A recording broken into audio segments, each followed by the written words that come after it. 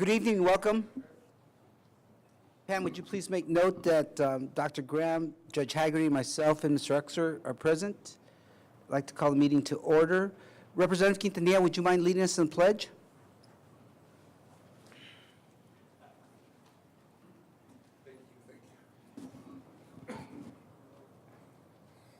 Thank you. I pledge allegiance to the flag of the United States of America and to the republic which it stands, one nation, under God, indivisible, with liberty and justice for all. God bless America. Welcome, Representative. Thank you. I'd like to take a moment and welcome everyone in the audience. I will ask for your patience just for a few minutes. And Pam, could you please call us into executive?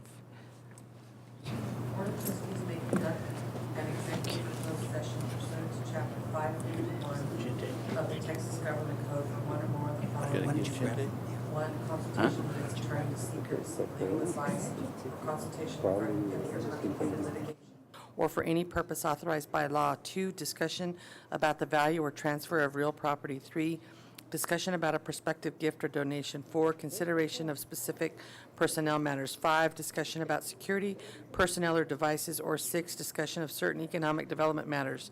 The board may also announce that it will go into executive session on any item listed on this agenda if the subject matter is permitted for a closed session by provisions of Chapter 551 of the Texas Government Code. Any vote regarding these items shall be taken in open session. The time is 6:10 p.m. The Board of Trustees are reconvened in regular session. Great. Thank you all for your patience. Item 1.4, approval of minutes, February 27, 2017. Move to approve. Second.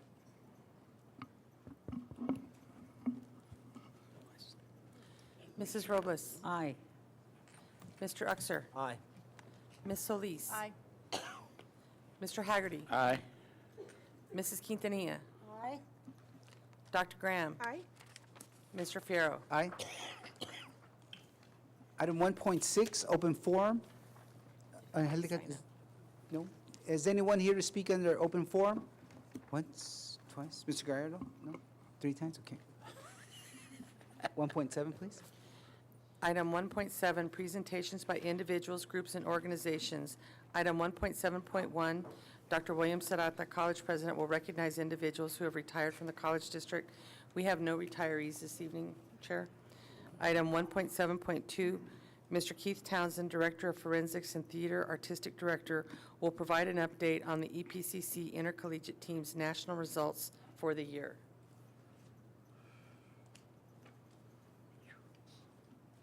Good evening, welcome. Good evening.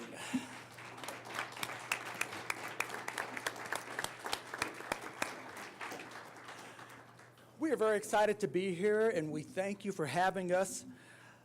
The forensic students here at EPCC are some of the top students that we have here at the college, as well as some of the top students in the nation. Not only do these students compete at the national level, but they also do a lot here in El Paso representing EPCC, such as they prepare a lot of presentations out for the various high schools and middle schools in the performance studies area as a form of outreach. They participate in the operation of high school interscholastic tournaments. They, this year, ran the interview and speech competitions for the regional academic decathlon contest, as well as the Texas State academic decathlon contest. Besides doing that, they also work within the Forum Theater, setting up events, running the different events that happen over there. They are all members of Viva El Paso, as well as the music theater program here at the college. And then they still have to keep up with their coursework and, of course, anything they have to do at home for their families. So there's an awful lot that these students do besides going out and representing El Paso Community College, as well as their families on the national circuit. Tonight what we're doing is we're going to celebrate the success they had. This year, just a few of the highlights. We had the largest team that we've ever fielded in the invitational season. Our invitational season runs from September until March. And it's at those invitational tournaments throughout the nation where the students get their qualifying points to be able to compete at the national tournaments. This year, we are a member of District 9, which includes El Paso County, New Mexico, Arizona, Utah, Colorado, Wyoming, and one other state that I'm forgetting, okay? And out of all the colleges and universities in those states, El Paso Community College had the most qualifications for the American Forensic Association National Individual Event Tournament. In fact, that tournament is the most prestigious tournament because to qualify for that tournament, the students have to place at qualifying tournaments within the top 3 or 4 in their particular events at 3 different tournaments. They must get what are called 3 legs to be able to pick up their qualification for nationals. And so to be able to do that is very challenging. And El Paso Community College actually had 35 qualifications to the AFA NIET this year. And so we are very excited, very proud of these students, as well as the success that they had at that tournament. At the AFA NIET tournament, they do a program, and I'm going to make sure that there's a copy of this for Dr. Serrata and for the board archives. But in the program, they actually list the history of the national champions at the university level and at the community college level. And what is pretty impressive here is that when we get to 2013, the community college national champion was El Paso Community College. 2014, national champion El Paso Community College. 2015, El Paso Community College. 2015, El Paso Community College. 2016, and then finally 2017, next year's book, we'll have El Paso Community College.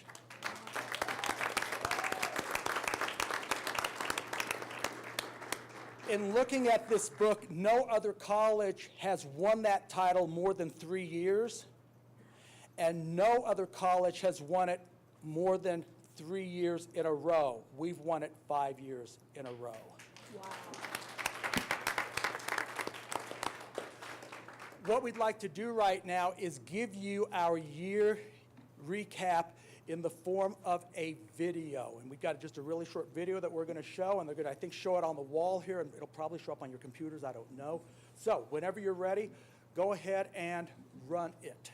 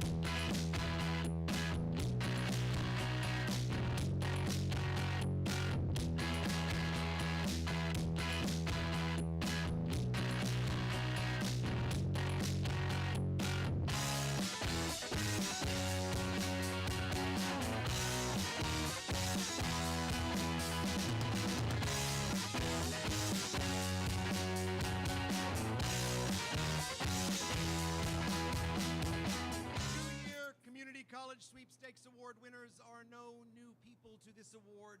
Their dedication to the NIET, to the forensic arts, and to making us understand just how incredibly talented their two-year students are and what they can do with only 2 years at the institution, as many of them move on to the four-year institutions as well. Please, please show the love and support for our National Community College two-year champions, El Paso Community College!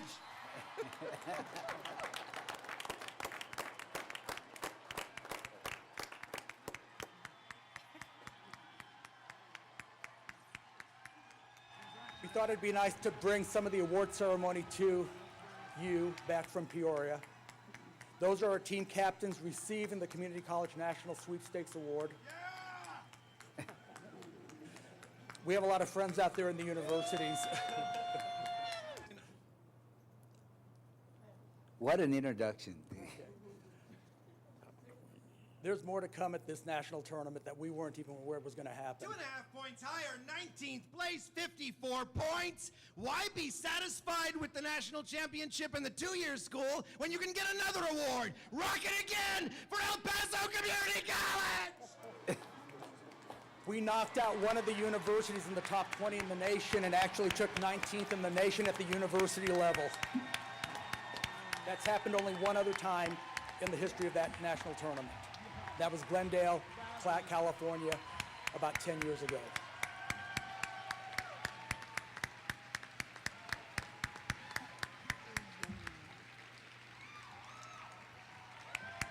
Congrats again, guys. Beautiful.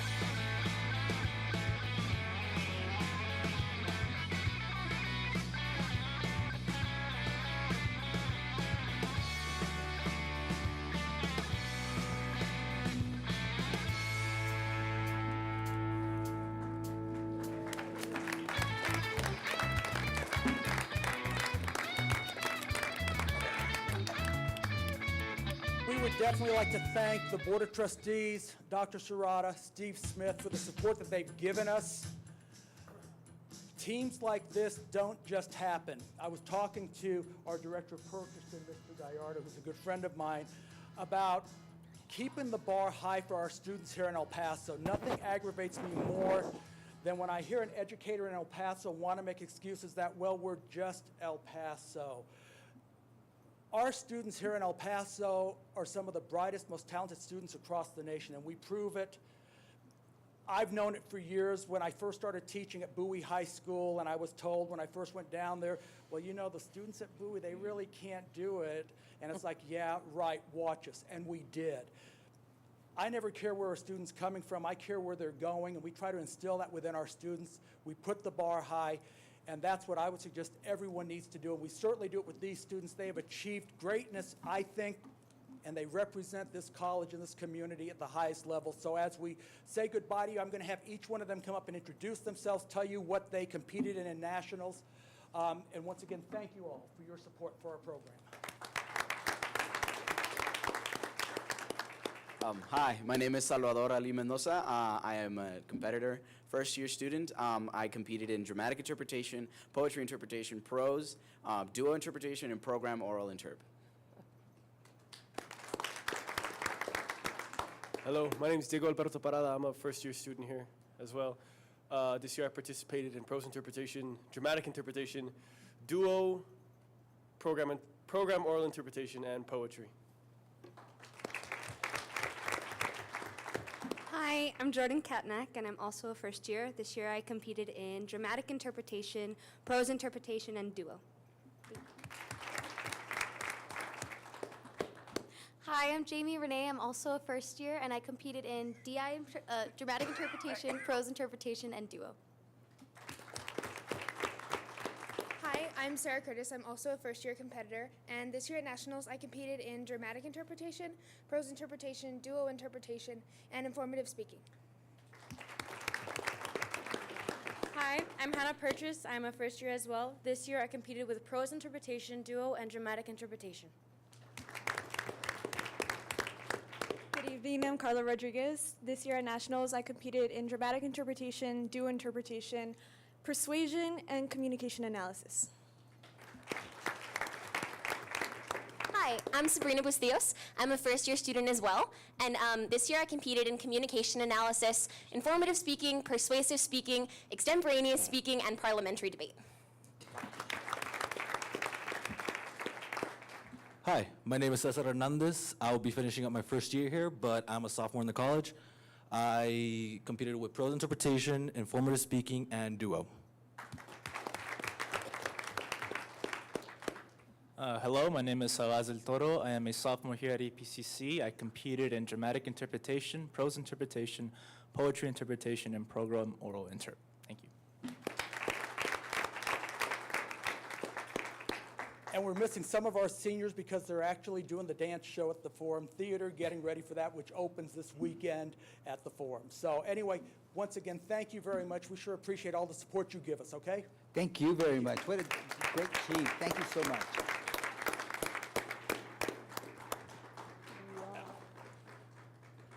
Pretty awesome.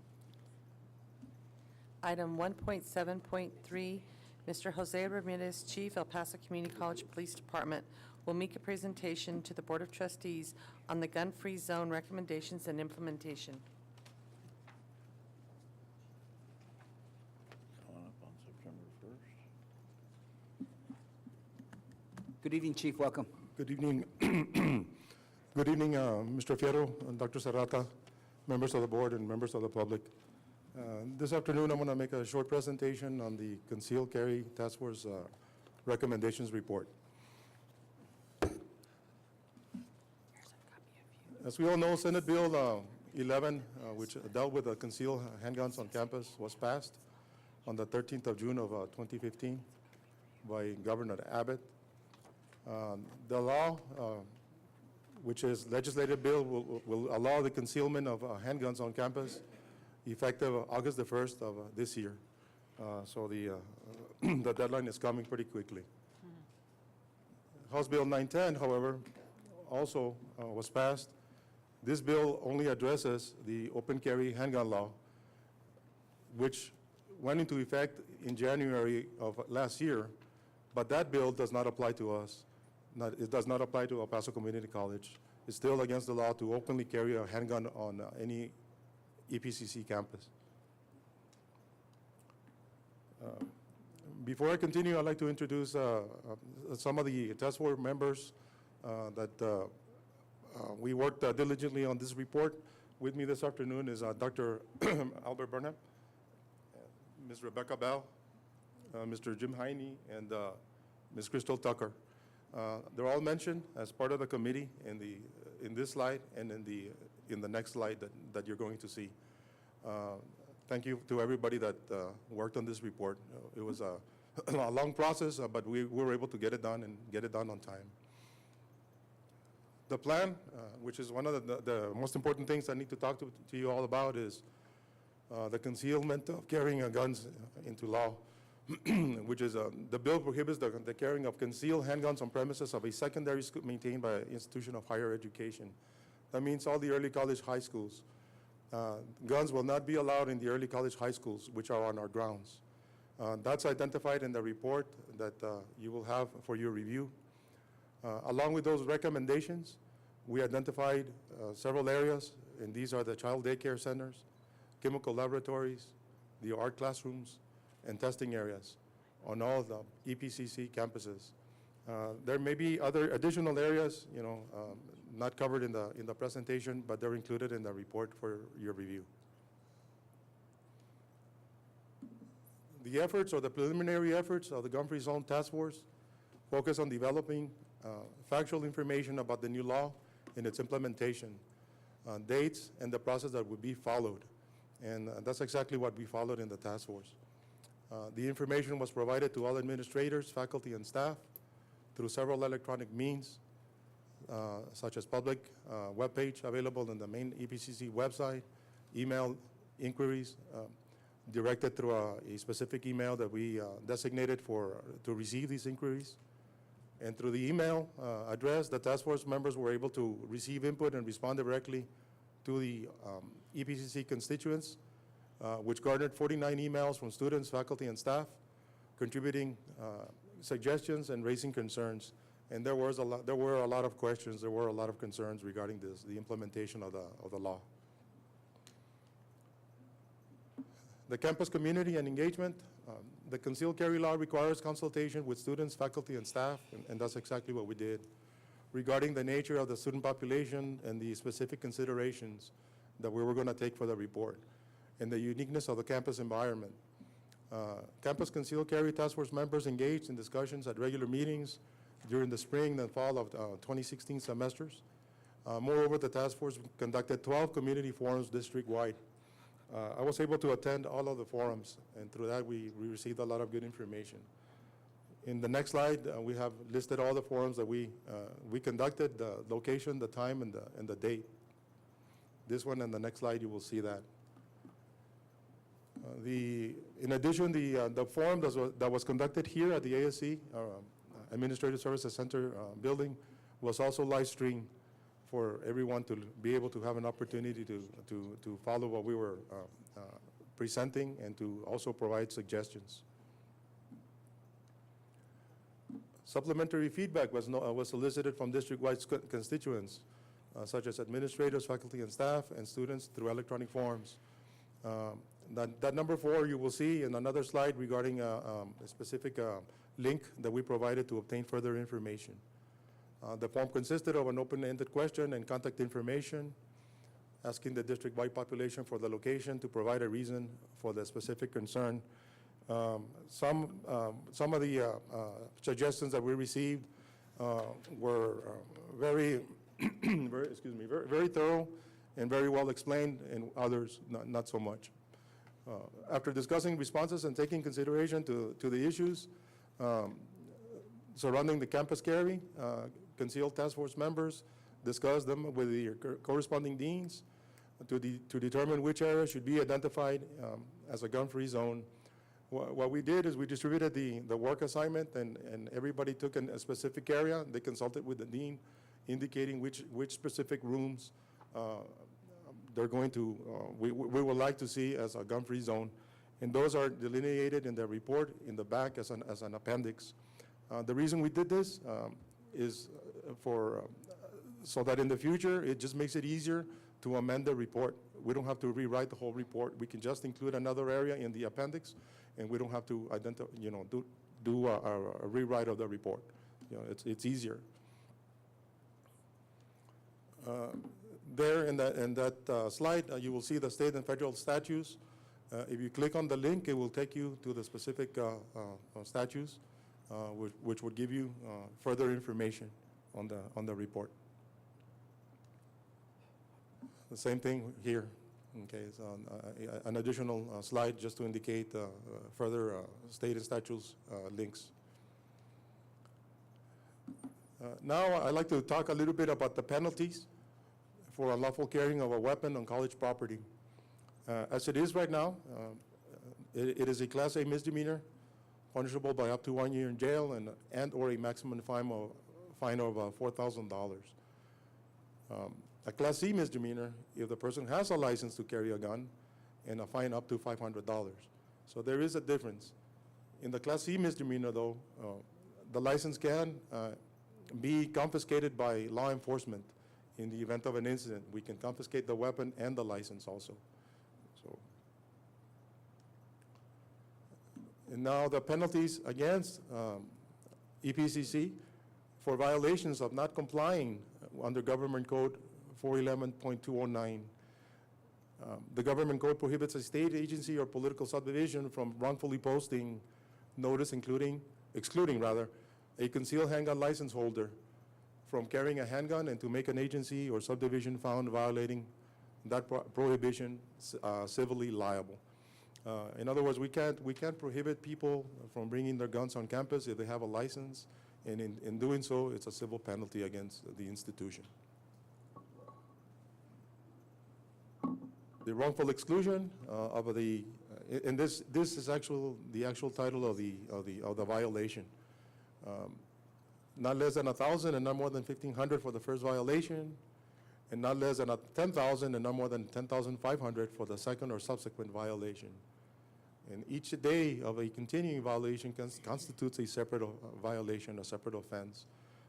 This is very important for us to remember because there should not be any unauthorized signs posted throughout the district. If there are, we need to look at them and we need to take them down quickly. Otherwise, if it's reported, we could be subjected to these violations. The next steps, what needs to happen next? We need to review and approve the report that you have before you. We need to establish policy and procedure with a 90-day review. And then we need to market the concealed carry gun-free zones. We are working with our marketing department, and we will have a plan to advise the community college constituents and the community also as to how we're going to implement the report, the suggestions, and then also which gun-free zones areas, where they are, and how many we have identified. And for this, the last step is to actually post the signs that we have to actually post. For example, in this room, when the board is meeting, this will become a gun-free zone area. That's included in the report. I didn't include that on the slide, but maybe I should have. But the signs, of course, the signs here will not be permanent. They will only be up when the board is meeting. Or in any other area where you choose to meet, we will need to erect the signs and have them, visible to the public. Okay, so those are the next steps. And then finally, rest assured that EPC will continue to work on a successful implementation of the new law for our institution with the goal of creating a safe learning environment for our community. We will continue to work on this. This is not over yet. And then finally, questions on this that you all may have that I may be. Chief, thank you very much for putting this report together. Look, my question to you is, do you have any idea what this is going to cost the district? I mean, we're talking about signage. Are you going to recommend added officers? Is there a dollar amount that you can put to this yet? No, sir. As to the signage, I wouldn't be able to give you an amount right now. The additional personnel and things like that, that's going to be a lot more, of course. But at this point in time, I don't have a figure for that. Yes, sir. No. Any other questions for Chief? I just have one, sir. On the areas that you have identified as exempt, how is that going to be monitored? Like, well, in the report, we have identified several areas that are going to be permanent, okay? So for example, in those areas, the signs will be permanent. Okay. Okay, so when you go into the area, you will see a sign indicating that that's a gun-free zone. On the areas such as the boardroom, where it's only temporary, we will have the signs at the front entrance. and we will have to improve the security measures, maybe even allow people in from just one entrance, actually just one entrance. So those signs are going to be not permanent, movable. And then this is where the marketing campaign comes into effect, and we need to educate the people that work in the specific areas to advise them that this is a permanent gun-free zone or not, depending on the event that is taking place, such as the libraries, for example. The libraries, unfortunately, they cannot be made into permanent gun-free zones.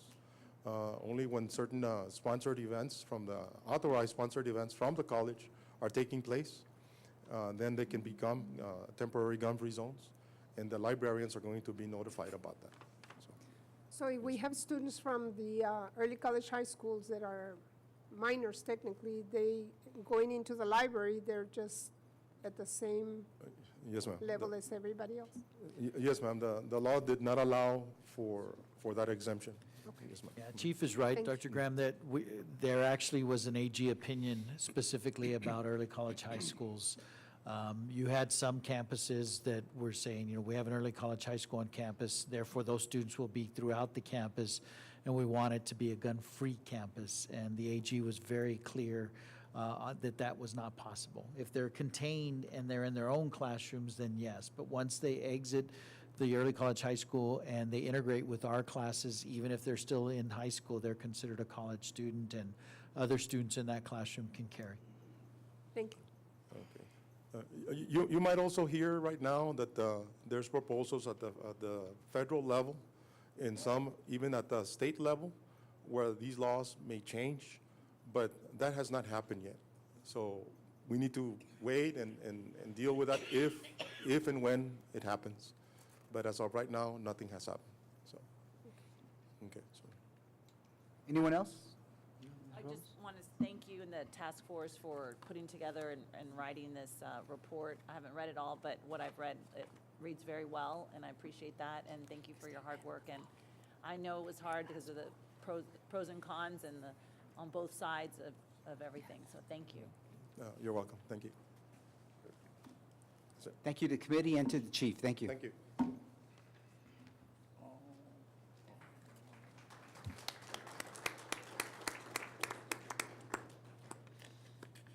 Item 1.7.4, optional presentations will be made by the presidents of the Classified Staff Association, the Professional Staff Association, the Faculty Association, and the Student Government Association. Where's Dr. Ramirez? Oh, she's back. Good evening. Good evening. Esteemed members of the board, Mr. Fierro, President Dr. Serrata. I'm Leticia Brenda. I'm the Professional Staff Association President, and I would just make a quick speech today. We met with Dr. Serrata, and we plan to continue to have very active conversations with him regarding our PSA matters. We also want to just make a quick reminder to please do not forget to exercise your right to vote on or before May 6th. Thank you very much. Well, thank you.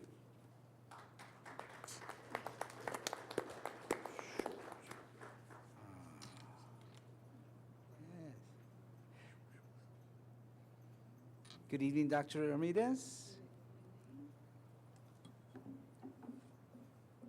Good evening, Dr. Serrata and esteemed members of the board. The Senate held its last meeting of the year on April 19th with several items under discussion. The smoking policy continues to be a source of interest and for some a source of agitation. It is our understanding that the classified staff were merely informed of the changes advocated by SGA. However, the professional staff were not aware of the procedural change recommendations at all, and they are now in the process of reviewing the proposal. We hope that they will share their findings with us at a later date. The Senate has appointed a co-chair for the task force, which will review the existing procedure for the purpose of ensuring consensus as per Dr. Serrata's request. This is a step in the right direction, but the major problem does not lie solely with the procedure itself, nor in the lack of designated smoking and non-smoking areas, but rather it lies with the scofflaws who continue to ignore smoking parameters and with the lack of enforcement of those parameters. Hopefully, if the suggestions we made last month were fully implemented, the problem will be ameliorated to a great extent. The textbook selection policy currently out for review reflects a change in the selection dates, requiring selections to be made 45 days earlier in the spring. That's quite a number of days. Speculation has it that this change was made to accommodate the public schools, the old story of the tail wagging the dog. It has been recommended that the senators poll their disciplines for reaction which, with the exception of a few, have always been quite negative in the past. We hope that Mr. Smith will be able to meet for a discussion and resolution of this drastic change in deadlines. It has been noted that when the SOFIS, if I'm pronouncing that correctly, the SOFIS web protection software was updated, many websites were once again automatically blocked. This is not the first time that this has happened. At first examination, one might think that this is a good thing, since these sites contain seemingly unsavory content in the eyes of some. However, one must realize that we are an institution of higher education, an institution at which many professors and students must legitimately research subjects such as illegal drugs, intolerance and hate, fraud, alcohol and tobacco, gambling, violence, weapons, and so forth, all of which are now blocked by SOFIS. Since the Senate believes that this is clearly a grave form of censorship, a committee has been formed which will ask to meet with IT personnel so that this oversight can once more be rectified. Once again, and as many times as it will take, we extend the plea to the Board of Trustees officially and publicly to take a stand in regard to the Dreamers who attend EPCC. They must be assured that they are safe within the confines of our campuses. We cannot and we must not remain silent in the face of injustice and discrimination. Finally, in response to Dr. Serrata's request for a resolution regarding salary enhancement, the senators unanimously voted to request a straight percentage increase for all faculty, including adjuncts, rather than a tiered increase, a decision which we believe is fairer to everyone. And I assume that someone will be presenting a faculty salary proposal within the next couple of months. In the meantime, we remind the board of our request to allow one or two faculty members to sit in on deliberations regarding the budget, including the projected salary increases. We thank you for your kind attention.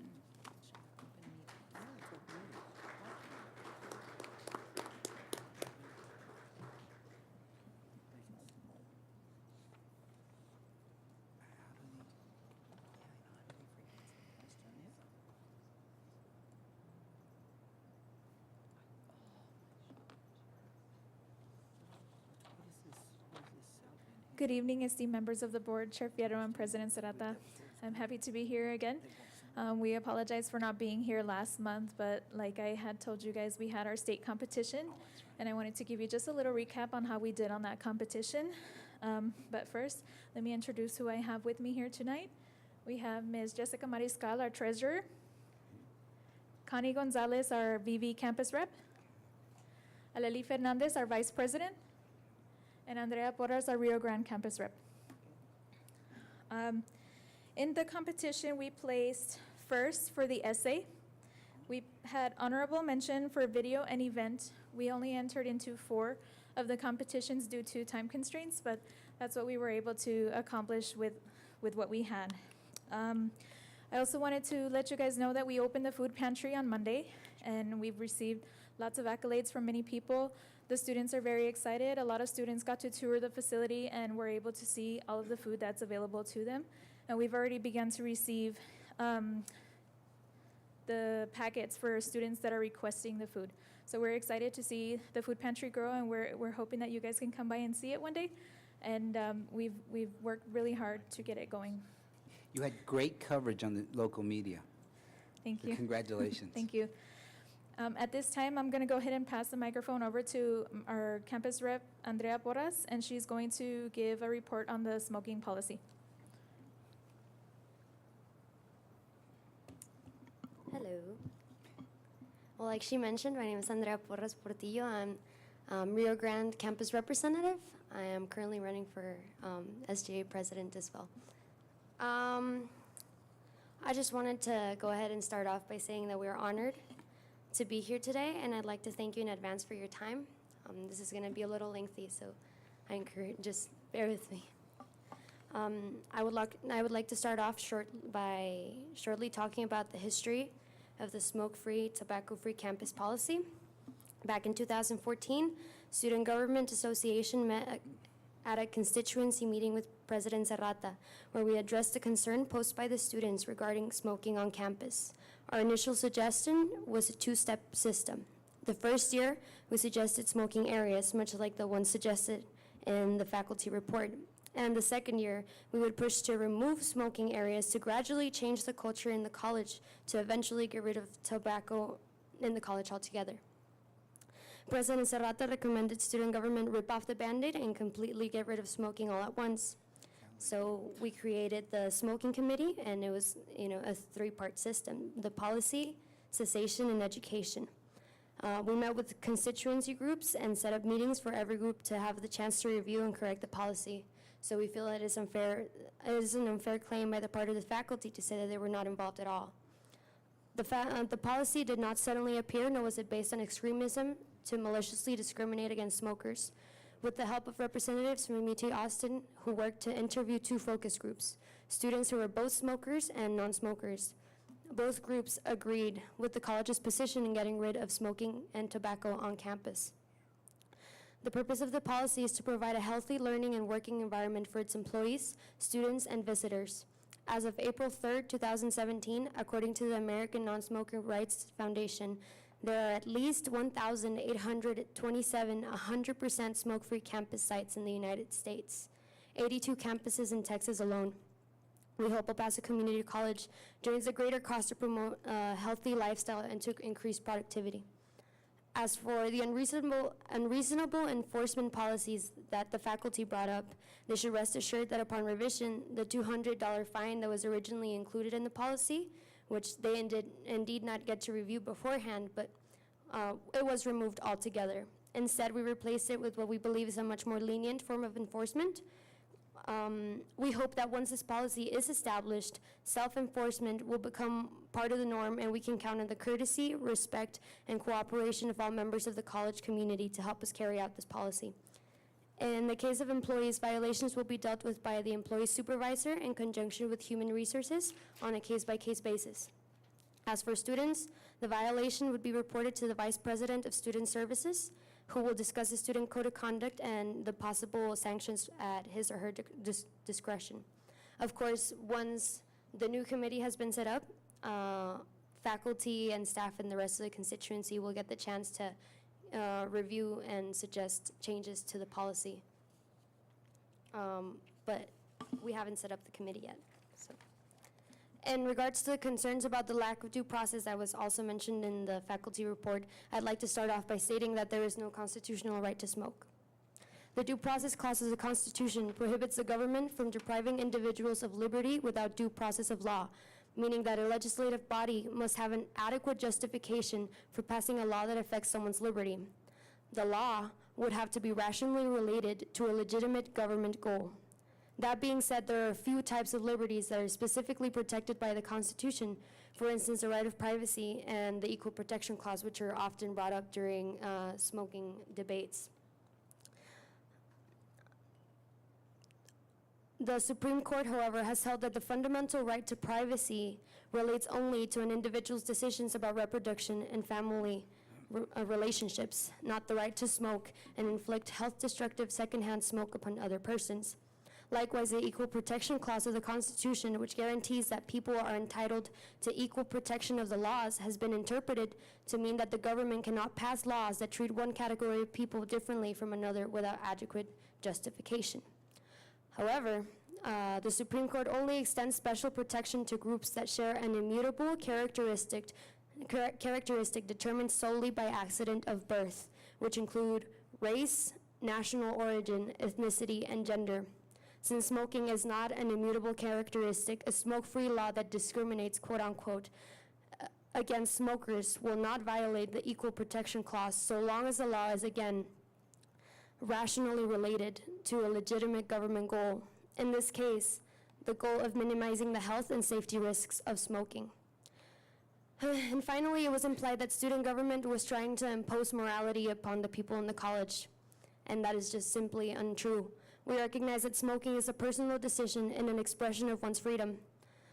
It becomes a problem, however, once the consequences of that decision impact more than the smokers themselves. Above all, we believe everyone has the right to breathe clean air.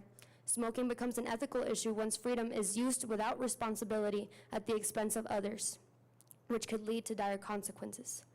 We recognize that the faculty is concerned with respecting the rights of all concerned, but we are adamant in our position that there is no right to smoke. But according to the Universal Declaration of Human Rights in 1948, everyone has the right to a standard of living adequate for the health and well-being of himself and his family. Charles Kingsley, a British author and social reformist, once said, "There are two freedoms. The false, where a man is free to do what he likes, and the true, where he is free to do what he ought." Though we cannot force people to personally stop smoking altogether, we trust that the people in our college will do their part to respect the air that all others breathe. Thank you. Thank you.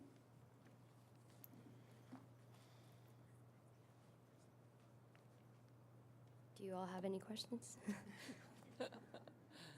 Sorry. You did a very good job. Thank you very much. Thank you.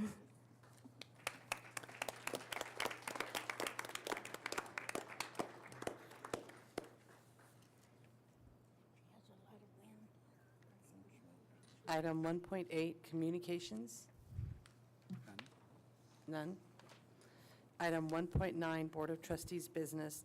Item 1.9.1, the Board of Trustees will review and deliberate on revisions to the El Paso Community College Strategic Plan in accordance with SAC COC Core Requirement 2.4 and Comprehensive Standard 3.1.1.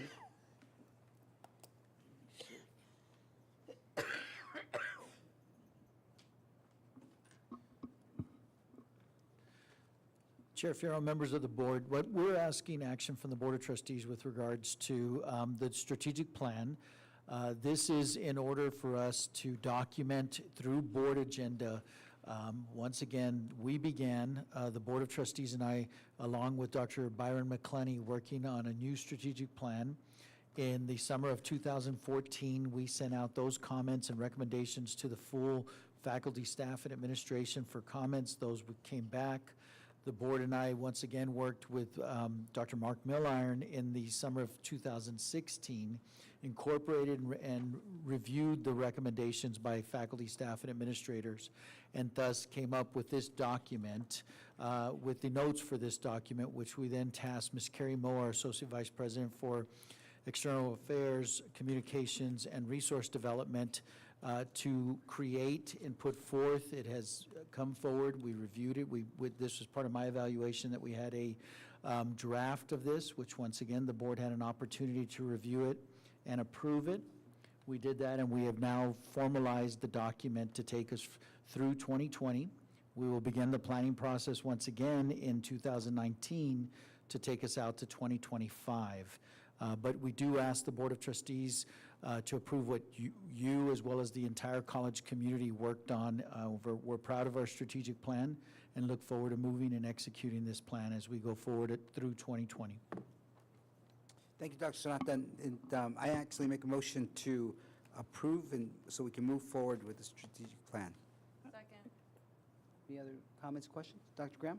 I just have a question. There was a couple of words that I thought were more appropriate. Is it too late to add them, or do we wait until the following time? Share those with me, Dr. Graham, and if they're semantics, then I'm sure that we can look at those. If they're significant, then I would say that the full board would have to consider it. Okay, thank you. Under board business, Pam, I'd like to, oh, I'm sorry. Any other questions, comments, concerns? Mrs. Robles? Aye. Mr. Uxer? Aye. Ms. Solis? Mr. Haggerty? Aye. Mrs. Quintanilla? Aye. Dr. Graham? Aye. Mr. Fierro? Aye. Okay. Pam, this weekend, just for the rest of the board and the audience, myself, Dr. Graham, Ms. Robles, Dr. Giron, and Chief Ramirez, I lost him, attended the NALEO Policy Institute on Emergency Planning and Preparedness. It was the second time that Dr. Graham and Ms. Robles got to attend, and it was really eye-opening. And I know that the chief and his team and the administration is very prepared. But as a governing board, there was a lot of things that came to light to our attention.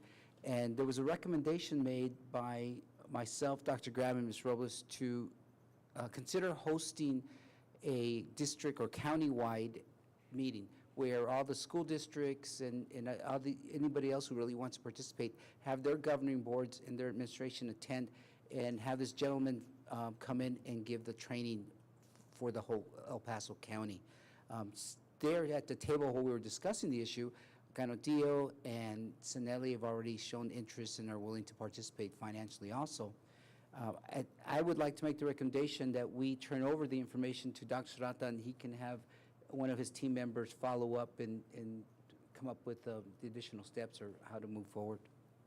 Dr. Graham, do you have any comments? I just wanted to share one of the takeaways that was very significant, I think, to all of us on this emergency preparedness was that it's no longer for us to be prepared if something were to happen, but for us to be prepared when something happens, because of the emphasis that they placed on having the plan ready to go. And although it was targeted for board members, it's really the staff, the chief, and everybody else involved in the plan that's going to need to implement it. So that would only be my other recommendation, that we don't limit that to board members, that it really needs to be the teams as well as the board. Oh, you're right, and we did discuss that. So yes, thank you, Dr. Graham. Ms. Robles? Definitely, I found the training very, very useful, and I do believe that it created an urgency to make sure that the community college system, as well as the other educational institutions, and for that matter, all governmental agencies should have a full awareness of the tremendous risks that are out there. I was just reminded as we're talking about the carrying of weapons on campuses, the fact that raises the possibility of incidents happening that would require emergency response. And so I fully support the chair's recommendation that we follow through with further training possibilities, not only for the educational institutions, which of course are very, very important, but perhaps also for the other entities within our El Paso community. Thank you, Ms. Robles. And again, we would like to make the recommendation that we host it here on this property, but we could split the cost and the investment on the trainer and trainees. So, and we'll turn that information over to Dr. Strata. Mr. Fierro, I also wanted to mention that I had a conversation with Chief Ramirez, and it was very enlightening, and because, of course, we had the time there, but I do appreciate that he was there the entire time, so was Dr. Hiron, and they, were very, I think we are prepared, but there's always room for improvement. And Dr. Graham, you're correct. We volunteered. Somebody volunteered them. So thank you for spending your weekend with us. So additionally, I'd like to make the announcement that Dr. Strata was elected this weekend to the AACC Board of Directors at the AACC convention this weekend. Congratulations, Dr. Strata. Sure. Thank you. Thank you for representing us. And last but not least, under board business, it's very sad for me to say that this is Ms. Quintanilla's last board meeting with us. She's been here 17 years, and she's been a mentor, a role model, a sounding board, and we cannot thank you for your investment and everything you've contributed to the student success at El Paso Community College. Thank you, Ms. Quintanilla. And if we ever get done with the meeting, there's a beautiful cake and soft, and I think punch back there, so. Thank you. I tried to prepare for this moment, but I know I'll never be prepared. Community college has become so part of my life. I mean, 17 years of coming and going and being on panels, going to conventions, but our time comes when we no longer, well, I'm getting older. And that has a lot to do with it. Driving from Tornillo is not easy anymore. My husband and my family are the ones that they're bringing me and taking me home and waiting while the meetings are going on. So I hope that whoever takes my place will have community college in their heart, just like I did. Thank you, Ms. Quintanilla.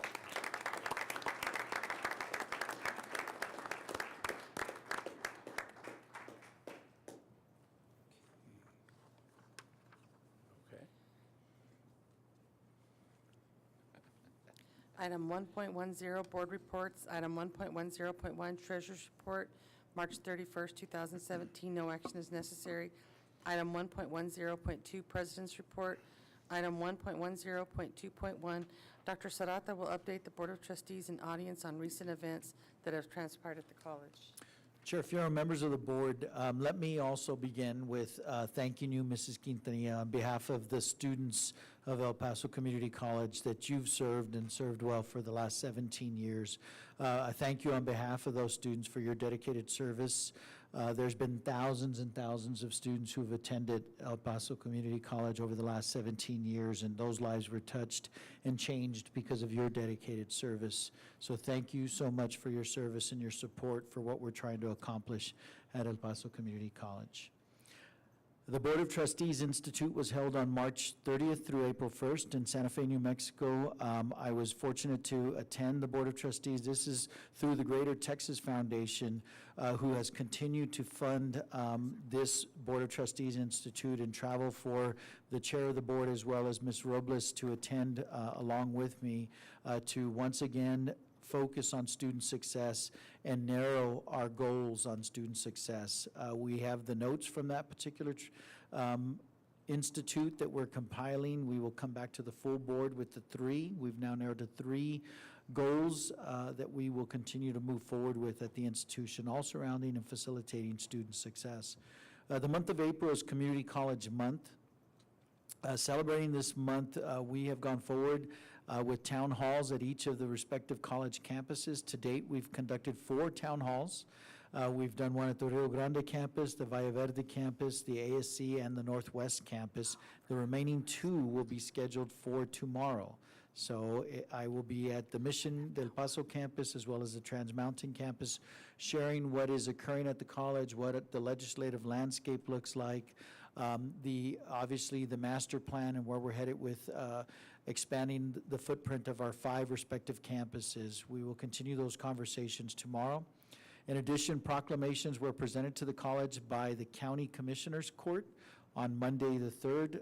Mr. Fierro was able to join me, as well as by the City Council on Monday, April the 17th, where Chair Fierro and members of the Student Government Association attended and received those proclamations.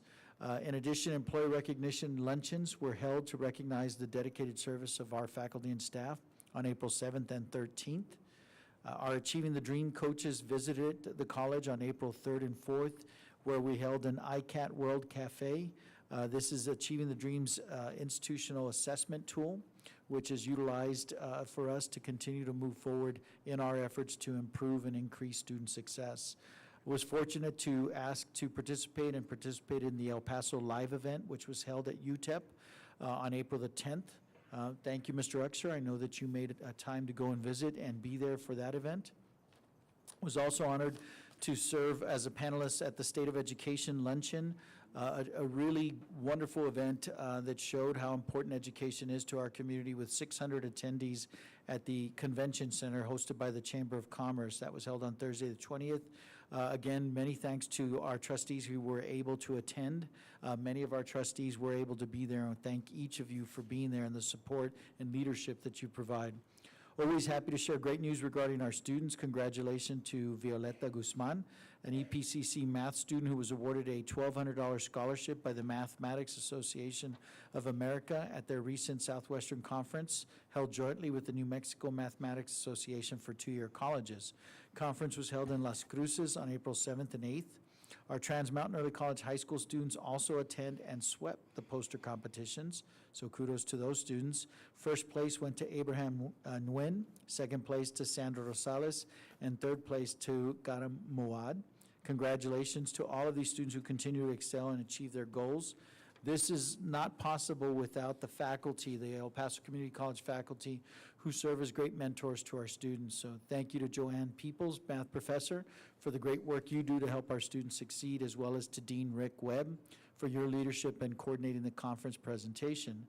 The Science, Technology, Engineering, Arts, and Mathematics, our STEAM Fiesta, was held April 6th and 7th and was attended by more than 5,000 students from area middle schools. EPCC, in partnership with UTEP, Texas Tech, Workforce Solutions Board, Prudential, the electric company, El Paso Electric, and several others entities hosted the event, which awarded over $20,000 in scholarships to students who participated in various competitions.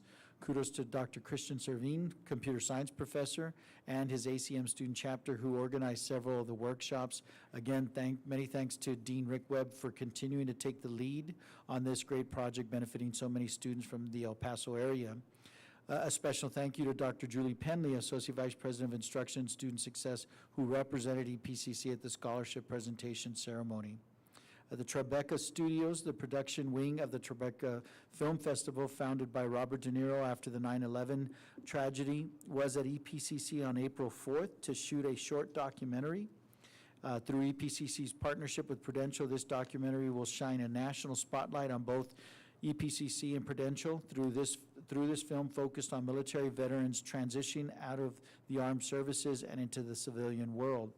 The goals of the film are to explore the challenges veterans face while transitioning, show how good training can help in overcoming those challenges, and most importantly, shine a light on the extraordinary value veterans bring to the civilian workforce as well as the civilian field.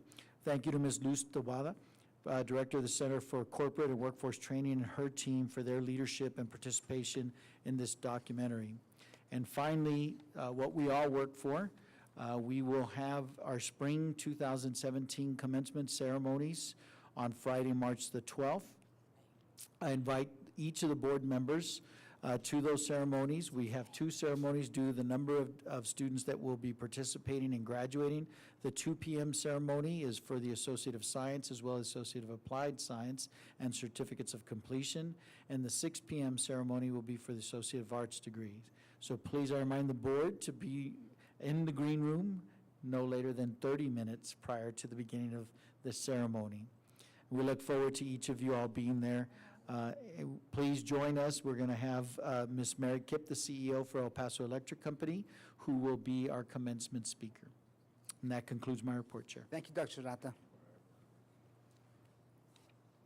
Item 1.11, consent docket.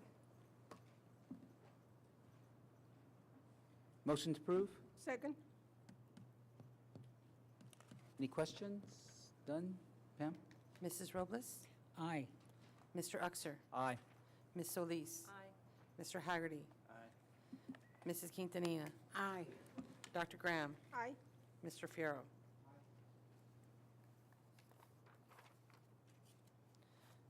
Item 2.0, administration, none. Item 3.0, personnel. Item 3.1, full-time institutionally funded actions. Approve. Second? Mrs. Robles? Aye. Mr. Uxer? Aye. Ms. Solis? Aye. Mr. Haggerty? Aye. Mrs. Quintanilla? Aye. Dr. Graham? Aye. Mr. Fierro? Aye. Item 3.3, information items, no action is required. Item 4.0, financial services, none. Item 5.0, physical facilities, none. Item 6.0, curriculum and instruction, none. Item 7.0, student services. Item 7.1, consideration and deliberation on the approval of a contract award to Motorola Solutions Incorporated for the purchase of vehicle mobile radios and portable radios in the amount not to exceed $105,904. Move to approve. Second? Any questions? None? Pam? Mrs. Robles? Aye. Mr. Uxer? Aye. Ms. Solis? Aye. Mr. Haggerty? Aye. Mrs. Quintanilla? Aye. Dr. Graham? Aye. Mr. Fierro? Aye. Item 7.2, consideration and deliberation on the approval of continuing education tuition rates for new courses. Move to approve items 7.2 and 7.3. Second?